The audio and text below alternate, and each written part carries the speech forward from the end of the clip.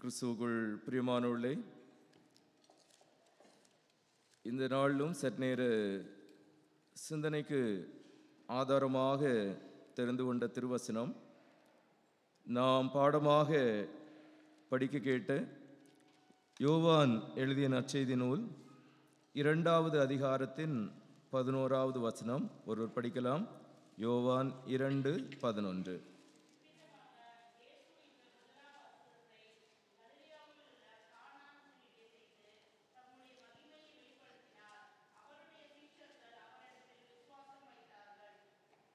கிறிஸ்துவுக்குள் பிரியமானவர்களே, இந்த ஞாயிறினை நாம் பொங்கல் தின ஞாயிறாக கொண்டாடுகின்றோம்.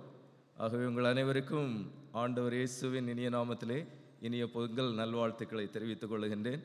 ஆண்டவர் தாமே உங்கள் ஒருவரையும் ஆசீர்வதிப்பாராக. நாம் இருந்தவாறே தலைவணங்கி ஜெபிப்போம். மாட்சிமிக்க நல்ல ஆண்டவரே, இந்த பொங்கல் தின ஆராதனையிலும் ஆண்டவருடைய தூய திருச்சமூகத்திலே கடந்து வந்தவர்களாக நன்றி பெருக்கோடு உம்மை ஆராதித்து சேவிக்கின்ற நாங்கள் இவ்வேளையிலும் உடைய திருவார்த்தைகளை சிந்திக்க முற்படுகின்ற போது உம்முடைய நல்ல சத்திய ஆவியானவரை கொண்டு இந்த நாளிலும் நீர் எங்களை சத்தியத்தின் பாதையிலே வழிநடத்தி எங்களோடு பேசுகின்ற, எங்களோடு இடைபடுகின்ற அனுபவங்களை காண ஆண்டவர் கிருபை செய்ய வேண்டும் என்று ஜெபிக்கின்றோம். இந்த நாளுக்குரிய சிந்தனைகள் எல்லாம் நீர் எங்களுக்கு ஆசீர்வதித்து தாரும். மீட்பர் இயேசுவின் நாமத்தில் வேண்டுகின்றோம் பிதாவே, ஆமென். கிறிஸ்துவுக்குள் பிரியமானவர்களே, இந்த நாளுக்குரிய திருமறை பகுதிகளை படிக்க கேட்டபோது பொங்கல் தினமாக இருக்கின்றது. ஆனால் படிக்கப்பட்ட திருவார்த்தைகள் எல்லாம் திருமணத்தோடு தொடர்புடையதாக இருக்கின்றதே என்கின்ற ஒரு எண்ணம் வரலாம். நம்முடைய லிட்டர்ஜிக்கல் ஆர்டர் படி வருகின்ற நிலைமையில் இறைவார்த்தைகளை நாம் சிந்தித்து வருகின்றோம். அவண்ணமாக இந்த நாளிலே லிட்டர்ஜிக்கலாக கொடுக்கப்பட்டிருக்கக்கூடிய திருமறை பகுதிகளும் இவைகளாகவே இருக்கின்றன. இங்கே 11வது வசனத்திலே நாம் படிக்கின்ற போது இவ்விதமாக இயேசு இந்த முதலாம் அற்புதத்தை கலிலேயாவில் உள்ள கானா ஊரிலே செய்து தம்முடைய மகிமையை வெளிப்படுத்தினார். அவருடைய சீஷர்கள் அவரிடத்தில் விசுவாசம் வைத்தார்கள் என்று நாம் காண்கின்றோம். ஜீசஸ் அட் கானா அல்லது கானா ஊரில் இயேசு என்று சொல்லுகின்ற கருப்பொருளிலே இந்த நாளிலே ஆண்டவருடைய திருவார்த்தையை உங்களோடு நான் பகிர்ந்து கொள்ள விரும்புகின்றேன். பண்டிகைகள் என்று வருகின்ற போது அது மக்களை மகிழ்வு கொள்ள செய்கின்றதாக இருக்கின்றது. பண்டிகைகள் என்று சொல்லுகின்ற போது அது தனிமையாக கொண்டாடுகின்ற ஒன்றாக அல்லாமல் குடும்பங்களாக சமூகமாக இணைந்து கொண்டாடுகின்ற ஒன்றாக இருக்கின்றது.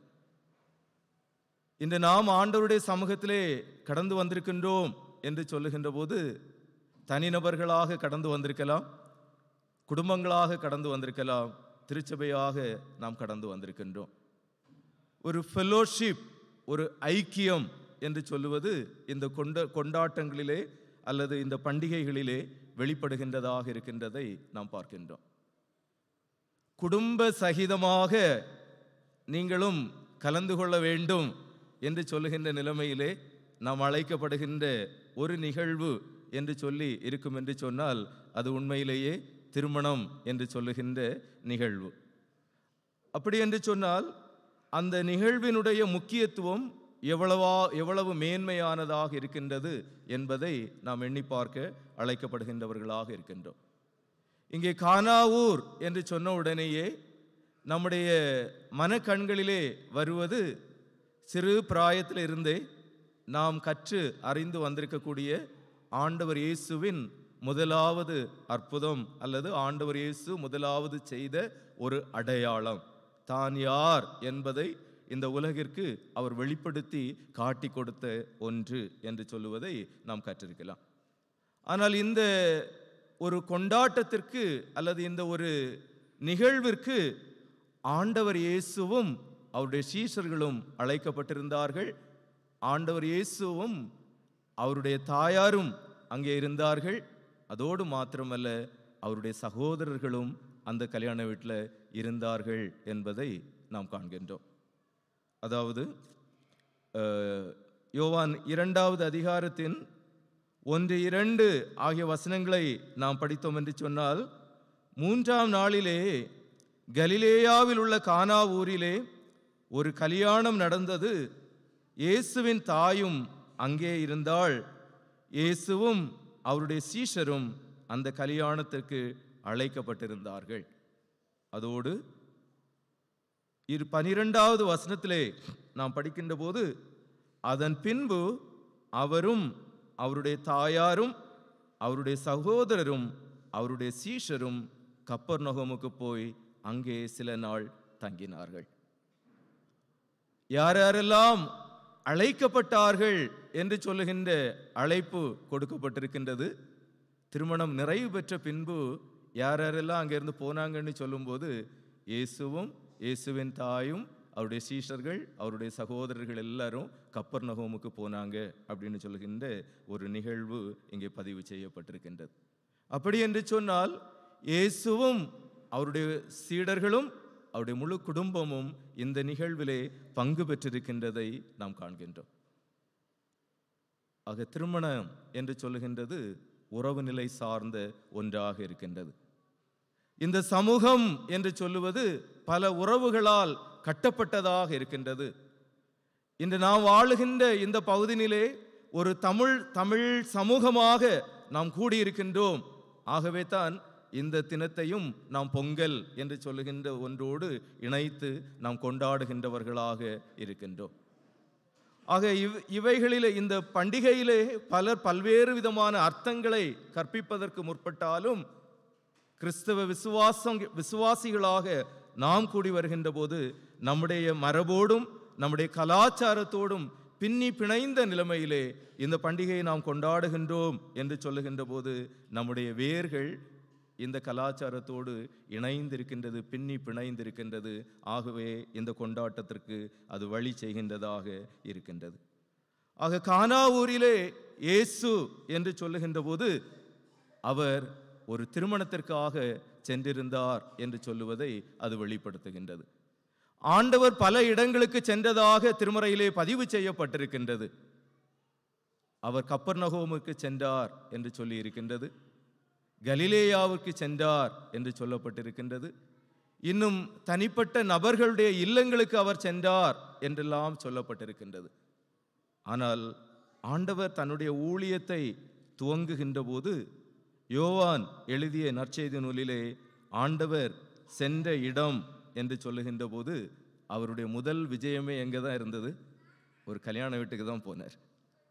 ஒருவேளை ஒரு பெற்றோர் தன்னுடைய சின்ன பிள்ளைகளை கூட்டிகிட்டு போய் தங்களுடைய உறவினர்களை, தாங்கள் வாழுகின்ற சமூகத்தை அறிமுகப்படுத்துகின்ற ஒரு இடம், அல்லது அவருடைய கலாச்சார பின்னணியங்கள் எவைகள் என்று கற்றுக் கொடுக்கின்ற ஒரு இடம் எதுவாக இருக்கும் என்று சொன்னால் ஒரு திருமண நிகழ்வு என்று சொல்லுவதிலே எந்த விதமான ஐயமும் இல்லை. ஆக ஆண்டவர் இயேசுவும் அவருடைய தாயாரும் அவருடைய சீடர்களும் அங்கே சென்றார்கள் என்று சொல்லுகின்ற போது இந்த திருமண நிகழ்வு ஒரு சிறப்பு வாய்ந்த ஒரு நிகழ்வாக இருக்கின்றது. இந்த கானாவூரிலே ஆண்டவர் இயேசுவினுடைய பிரசன்னம். இந்த திருமணத்தை குறித்து நாம் சிந்திக்கின்ற போது அது பல்வேறு விதமான கோணங்களிலே இறை உண்மைகளை நமக்கு வெளிப்படுத்தி தருகின்றதாக இருக்கின்றது. ஜஸ்ட் ஒரு கல்யாண வீட்டுக்கு ஆண்டவர் ஒரு நபராக சென்றார் என்று சொல்லுவது மாத்திரமல்ல. ஏனென்று சொன்னால் ஆண்டவருடைய இருதயத்திற்கு நெருக்கமான சீடனாகிய யோவான் இந்த நற்செய்தி நூலை எழுதி தந்திருக்கின்றார் என்று சொல்லுகின்ற போது நற்செய்தி நூல் ஆசிரியர்களிலே கடைசியாக எழுதப்பட்ட ஒரு நற்செய்தி நூல். சுமார் இயேசுவின் மரணத்தை தொடர்ந்து அவருடைய உயிர்த்தெழுதலெல்லாம் தொடர்ந்து 100ஆம் ஆண்டிலே எழுதப்பட்ட ஒரு நற்செய்தி நூல் என்று வேத அறிஞர்கள் கூறுகின்றார்கள். அப்படி என்று சொன்னால் ஆண்டவர் இயேசுவினுடைய இந்த ஊழிய அனுபவத்தை ஒரு பின்னோக்கிய பார்வையிலிருந்து கண்டு திருச்சபையினுடைய யதார்த்தமான சூழ்நிலைக்கு பொருத்தமான ஒரு நிலைமையிலே யோவான் தன்னுடைய இந்த நற்செய்தி நூலிலே ஆண்டவருடைய ஊழிய அனுபவத்தை அறிமுகப்படுத்துகின்றார். மார்க் எழுதிய நற்செய்தி நூலிலே மனம் திரும்புங்கள், பரலோக ராஜ்யம் சமீபித்திருக்கிறது என்று சொல்லுகின்ற ஒரு முன்னுரையை கொடுக்கின்றார். லூக்கா எழுதிய நற்செய்தி நூலிலே நாம் படிக்கின்ற போது ஆண்டவர் இயேசு கப்பர்நகோமிலே இருக்கக்கூடிய ஜெபாலயத்திற்கு வந்து கர்த்தருடைய ஆவியானவர் என்மேல் இருக்கிறார், தரித்திரருக்கு சுவிசேஷத்தை பிரசங்கிக்கும்படி என்னை அபிஷேகம் பண்ணினார் என்று சொல்லி தன்னுடைய ஊழியத்தை துவங்குகின்றார். ஆனால் யோவான் எழுதிய நற்செய்தி நூலிலே திருமுழுக்கு பெற்ற ஆண்டவர் இயேசு உலகத்தின் பாவத்தை சுமந்து தீர்க்கிற தேவாட்டுக்குட்டி என்று யோவானால் சாட்சி கொடுக்கப்பட்ட பின்பு நடைபெறுகின்ற ஒரு பிரதானமான நிகழ்வு என்று சொல்லுகின்ற போது ஆண்டவர் இயேசு தன்னுடைய சீடர்களோடு இணைந்து ஒரு கல்யாண வீட்டுக்கு செல்லுகின்றது. அப்போ இந்த கல்யாண வீடு ஒரு பிரதானமான நோக்கத்தை வெளிப்படுத்தி கொடுக்கின்றதாக இருக்கின்றது. ஆக ஏன் திருமணம் என்பது இந்த உலகிலே ஏற்படுத்தப்பட்டதாக இருக்கின்றது என்பதை நாம் சிந்தித்து பார்க்க வேண்டும். இல்லை, நம்ம கிறிஸ்தவ திருமணங்களில் 3 காரியங்கள் முக்கியமாக வலியுறுத்தப்படுகின்றது. ஒன்று என்னது? குடும்பம் விருத்தி அடையணும். அடுத்தது விபச்சாரம்னு சொல்லக்கூடிய ஒன்று அல்லது வேசித்தனம்னு சொல்லக்கூடிய ஒன்று இருக்கக்கூடாது. அடுத்தது கணவன் மனைவிக்கிடையே பெற வேண்டிய அன்பும் ஆதரவும் என்பது நிலைத்திருக்க வேண்டும் என்கின்ற இந்த 3 பிரதானமான காரியங்கள் வலியுறுத்தப்படுகின்றதாக இருக்கின்றது. ஆக அதே நிலைமையிலே இங்கே ஆண்டவரால் ஏற்படுத்தப்பட்ட ஒரு உன்னதமான அனுபவமாக இருக்கக்கூடிய இந்த திருமணம் என்று சொல்லுவது ஆண்டவருடைய பார்வையிலே விலையேற பெற்ற ஒன்றாக இருக்கின்றது. ஆதியாகமத்திலே அது மனிதன் பாவம் செய்யாத நிலைமைக்கு முன்பதாகவே ஆண்டவர் ஏற்படுத்தி கொடுக்கப்பட்ட ஒன்று என்று சொல்லுகின்ற ஒரு நிலைமையினில் இறைமகனாக இந்த உலகிலே வந்துதித்த ஆண்டவர் தன்னுடைய ஊழியத்தை துவங்குகின்ற போது முதலாவதாக தான் சென்ற இடம் எது என்று சொல்லுகின்ற போது ஒரு திருமணம் என்று குறிப்பிடப்படுகின்றது.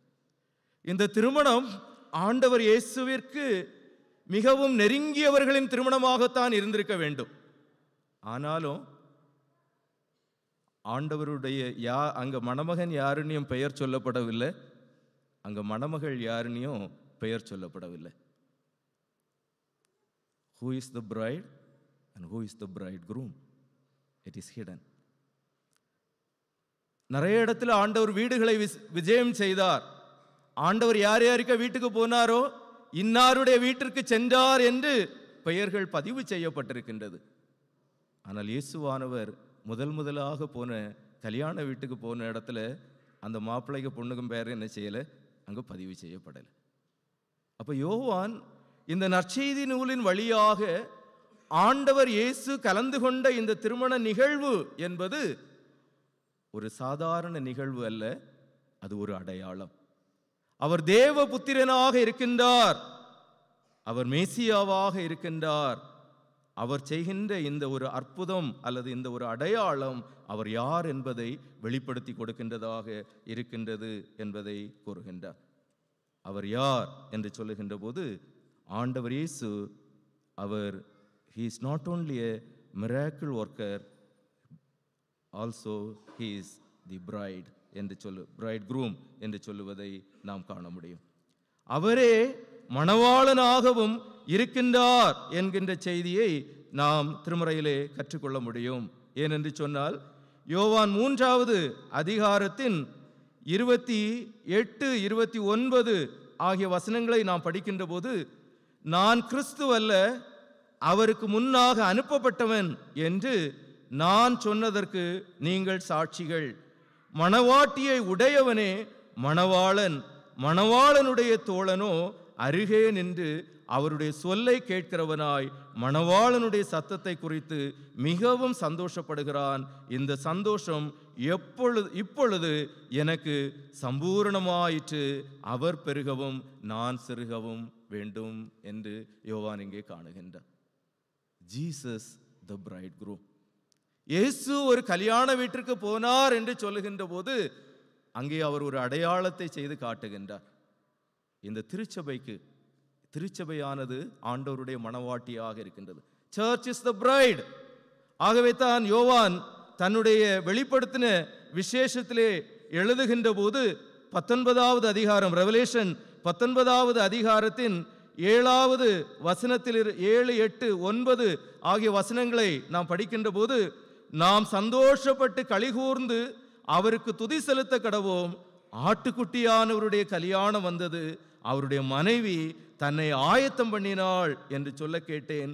சுத்தமும் பிரகாசமுமான மெல்லிய வஸ்திரம் தரித்து கொள்ளும்படி அவளுக்கு அளிக்கப்பட்டது. அந்த மெல்லிய வஸ்திரம் பரிசுத்தவான்களுடைய நீதிகளே. பின்னும் அவர் என்னை நோக்கி, ஆட்டுக்குட்டியானவரின் கல்யாணத்திற்கு அழைக்கப்பட்டவர்கள் பாக்கியவான்கள் என்று எழுது என்றான். மேலும் இவைகளை தேவனுடைய சத்தியமான வசனங்கள் என்று என்னுடனே சொன்னார். ஆட்டுக்குட்டியானவருடைய கல்யாணம் என்று யோவான் அதை இணைக்கின்றார். ஆக ஆண்டவர் இயேசு அவர் வாழ்ந்த ஒரு சமூகத்திலே, அவருடைய உறவினருடைய வீட்டிலே நடந்த இந்த திருமண விழாவிலே அவர் கலந்து கொள்ளுகின்றார் என்று சொல்லுகின்ற போது அதில் இருக்கக்கூடிய ஒரு ஆவிக்குரிய தன்மையை இங்கே யோவான் வெளிக்கொண்டு வருகின்றவராக இருக்கின்றார். ஆண்டவர் இயேசு மணவாளனாக கலந்து கொண்டு அங்கே ஒரு மணவாளனுடைய செயல்பாட்டினை செய்கின்றவராக இருக்கின்றார். ஆண்டவர் இயேசு யார் என்று சொல்லுகின்ற ஒரு கேள்வி இந்த இடத்திலே எழுகின்ற போது அவர் ஒரு மணவாளன். We are his bride. சபை அவருடைய மணவாட்டியாக இருக்கின்றது. அந்த மணவாட்டியை ஆண்டவர் எவ்வண்ணமாக வழிநடத்துகின்றார் அல்லது இந்த திருமண நிகழ்விலே செயல்படுத்துகின்றார் என்று சொல்லுகின்ற போது அவர்களை ஆண்டவர் ஆசீர்வதிக்கின்றவராக இருக்கின்றார். முதலாவதாக the Lord blesses. அவர் நம்மை ஆசீர்வதிக்கின்றார். இங்கே இந்த திருமண வீட்டிலே ஏற்படுகின்ற ஒரு பிரச்சனையான ஒரு நிலைமையிலிருந்து அவர்களுடைய நிந்தைகளை, அவமானங்களை போக்கின்ற வண்ணமாக அவர்களுக்கு ஒரு ஆசீர்வாதத்தை ஆண்டவர் ஏற்படுத்தி கொடுக்கின்றவராக இருக்கின்றார். அதைத்தான் இந்த நாளுக்குரிய முதல் திருமறை பகுதியிலே நாம் படிக்கின்ற போது அங்கே ஏசாயா தீர்க்கன் அழிந்து போன பாபிலோனிய சிறையிருப்பினாலே சீரழிந்து போன ஒரு வாழ்வு மீண்டும் கட்டப்படுகின்ற ஒரு வாழ்வின் காட்சியை இங்கே தீர்க்க தரிசனமாக எடுத்து கூறுகின்றதை நாம் காண்கின்றோம். சீயோன் என்பது பழிப்புக்கு உரியனதாக அல்லது பிறரால் அவமான சொல்களை கேட்கக்கூடிய ஒரு இடமாக மாறியிருக்கக்கூடிய ஒரு சூழ்நிலையில் அவருடைய வாழ்வு என்று சொல்லுவது புதிதாக்கப்படுகின்ற ஒன்றாக அமையும் என்கின்ற ஒரு ஆசிரை ஆண்டவர் அங்கே கொடுக்கின்றதை நாம் காண்கின்றோம். ஏனென்று சொன்னால் 2வது வசனத்திலே நாம் படிக்கின்ற போது ஏசாயா 62:2 ஜாதிகள் உன் நீதியையும் சகல ராஜாக்களும் உன் மகிமையும் காண்பார்கள். கர்த்தருடைய வாய் சொல்லும் புது நாமத்தால் நீ அழைக்கப்படுவாய். You will be called by a new name. ஒரு திருமணம் ஒருவருக்கு புதிய ஒரு பெயரினை கொடுக்கின்றது. மணவாட்டிக்கு இன்னாருக்கு சொந்தமானவள் என்று சொல்லுகின்ற ஒரு அங்கீகாரத்தை திருமணம் ஏற்படுத்தி கொடுக்கின்றதாக இருக்கின்றது. நான் என் ஆண்டவருடையவள் என்று சொல்லுகின்ற அந்த ஒரு உன்னத அனுபவத்தை இங்கே ஏசாயா தீர்க்கன் காணுகின்ற போது 3, 4 ஆகிய வசனங்களிலே நீ கர்த்தருடைய கையில் அலங்காரமான கிரீடமும் உன் தேவனுடைய கரத்தினில் ராஜ முடியுமாயிருப்பாய். நீ இனி கைவிடப்பட்டவள் எனப்படாமலும் உன் தேசம் இனி பாழான தேசம் எனப்படாமலும் நீ எப்சிபா என்றும் உன் தேசம் பியூலா என்றும் சொல்லப்படும். கர்த்தர் உன்மேல் பிரியமாயிருக்கிறார், உன் தேசம் வாழ்க்கைப்படும். You will have life. That is the blessing. ஆக ஆண்டவர் இங்கே கானாவூரிலே திருமண விழாவிலே கலந்து கொள்கின்றார் என்று சொல்லுகின்ற போது everything is ended. எல்லாம் முடிஞ்சு போச்சு. ஏன்னா அங்கே திராட்சரசம் குறைவுபட்டாச்சு. 7 நாள் கொண்டாட்டத்தின் உச்சத்துக்கு போறதுக்குள்ள அங்கே எல்லாம் தீர்ந்து போச்சு. ஒரு ஆசீர்வாதத்தின் ஒரு பற்றாக்குறை உண்டாகுகின்ற ஒரு நிலைமையில ஆண்டவர் தன்னுடைய பிரசன்னத்தை கொடுத்து அவர்களை ஆசீர்வதிக்கின்றவராக இருக்கின்றார். 2வதாக ஆண்டவர் இங்கே இந்த கானாவூர் கல்யாண வீட்டிலே அவர் கலந்து கொள்ளுகின்றார் என்று சொல்லுகின்ற போது அவர்களை ஆண்டவர் அலங்கரிக்கின்றவராக இருக்கின்றார்.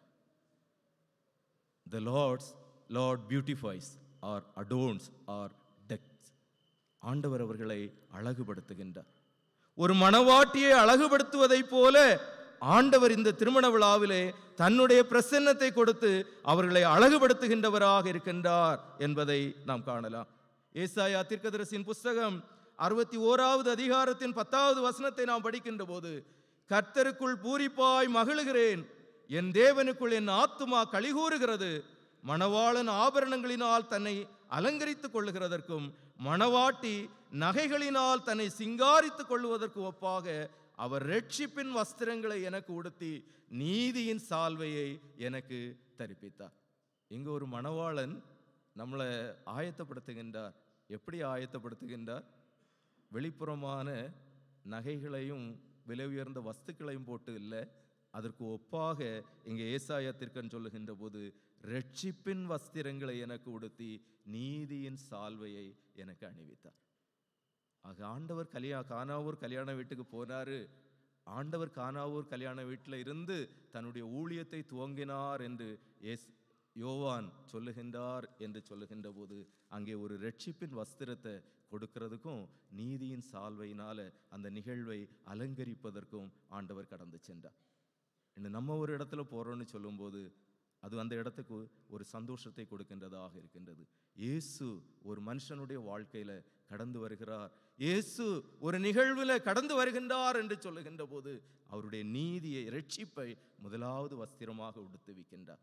அவருடைய நீதியை நமக்கு தரிப்பிக்கின்றவராக இருக்கின்றார். எத்தனை மாட்சிமையான ஒரு திருமணம் என்பதை, உறவு நிலை என்பதை நாம் எண்ணி பார்க்க அழைக்கப்படுகின்றவர்களாக இருக்கின்றோம். ஆண்டவர் நமக்கு தரிப்பித்த ரட்சிப்பின் வஸ்திரத்தை எவனமாக நாம் பேணுகின்றவர்களாக இருக்கின்றோம். நீதியின் சால்வையை அணிவித்திருக்கின்றார் ஆண்டவர். அதை காக்கின்ற வண்ணமாக செயல்படுகின்ற அனுபவம் நம்முடைய வாழ்வினில் உண்டா என்பதையும் இந்த நாளிலே நாம் சிந்தித்து பார்ப்பது நலமானதாக இருக்கும். மூன்றாவதாக, ஆண்டவர் இங்கே அவருடைய பிரசன்னத்தினாலே நிறைவாக்கி கொடுக்கின்றவராக இருக்கின்றார். The Lord meets all their needs. இங்கே மரியாள் சொல்லுகின்ற போது 3வது வசனத்திலே, யோவான் 2:3, திராட்சைரசம் குறைவுபட்ட போது இயேசுவின் தாய் அவளை நோக்கி அவர்களுக்கு திராட்சைரசம் இல்லை என்றார். There is something is lacking. ஒன்று குறைவுபடுகின்றது என்பதை உணர்ந்து உடனடியாக ஆண்டவருடைய சமூகத்தில் வந்து சொல்லுகின்றார். ஆண்டவர் இந்த நிகழ்வு செய்ததுல 11வது வசனம் சொல்லுகின்றது, அவருடைய சீஷர்கள் அவரிடத்தில் விசுவாசம் வைத்தார்கள். ஊழியம் அப்பதான் தொடங்கி இருக்கு, ஜஸ்ட் ஸ்டார்டட்.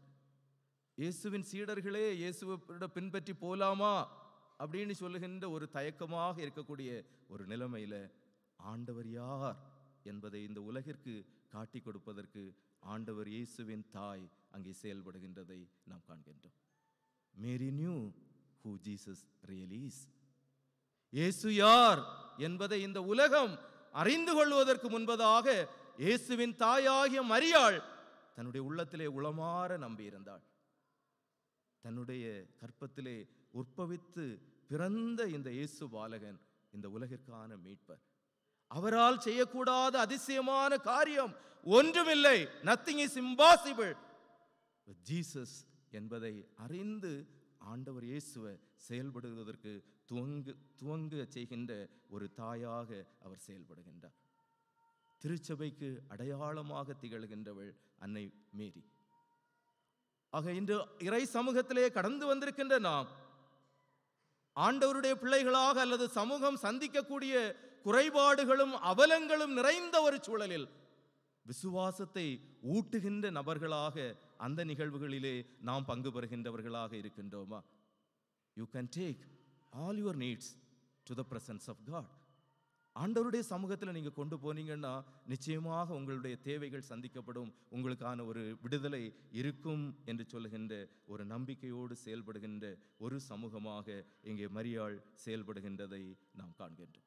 ஒருவேளை அப்போஸ்தலருடைய நடபடிகள் 1வது அதிகாரத்தில் படிச்சீங்கன்னு சொன்னா, எப்படி இந்த கல்யாண வீட்டில் இயேசுவின் தாயும் அவருடைய சகோதரர்களும் அவர்களும் சீஷர்களும் கப்பர்நகோமில் போய் தங்கினாங்களோ அதே குரூப் தான் மேல் வீட்டறையிலும் தங்கினது. ஆகவே தான் அந்த மேல் வீட்டறையோடு கனெக்ட் பண்ணி கொண்டு போகும்போது தான் இயேசு மணவாளனாக இருக்கின்றார். ஆக திருச்சபையின் மணவாளனாக இருக்கின்ற ஆண்டவர் இயேசு நம்மை ஆசீர்வதிக்கின்றவராக இருக்கின்றார், நம்மை அலங்கரிக்கின்றவராக இருக்கின்றார். அவர் நம்முடைய குறைவுகளை எல்லாம் நிறைவாக்குகின்றவராக இருக்கின்றார். பவுல் அப்போஸ்தலன் பிலிப்பியருக்கு எழுதிய நிருபத்திலே எழுதுகின்ற போது அவர் தம்முடைய ஐஸ்வர்யத்தின்படியே நம்முடைய குறைவுகள் எல்லாம் கிறிஸ்து இயேசுவுக்குள் மகிமையிலே நிறைவேற்றுகின்றவராக இருக்கின்றார் என்று பவுல் அப்போஸ்தலன் குறிப்பிடுகின்றதை நாம் காண்கின்றோம். ஆக இந்த பொங்கல் பண்டிகையை சபையாக நாம் கொண்டாடுகின்ற போது திருமண வாழ்விற்கு ஓடும் அது கற்றுத்தருகின்ற உறவு நிலைகளோடும் நாம் இணைத்து சிந்திப்போம் என்று சொன்னால் நிச்சயமாகவே நம்முடைய உறவுகள் இன்னும் வலுப்படும். ஆண்டவர் தருகின்ற நன்மைகளும் நல்ல ஆசீர்வாதங்களும் தனிநபர் வாழ்வினிலும் குடும்பங்களிலும் சமூகங்களிலும் நிறைந்திருக்கும் விசுவாச சமூகமாக ஆண்டவருக்காக செயல்படுகின்ற அனுபவங்களை இன்னும் நாம் ஒவ்வொருடைய வாழ்வில் காண முடியும் என்கின்ற நம்பிக்கையோடு ஆண்டவருடைய திருநாமத்திற்கு மகிமையாக வாழ ஆண்டவர் நம்ம ஒருவருக்கு உதவி செய்து நம்மை ஆசீர்வதித்து வழி நடத்துவாராக. ஆமென்.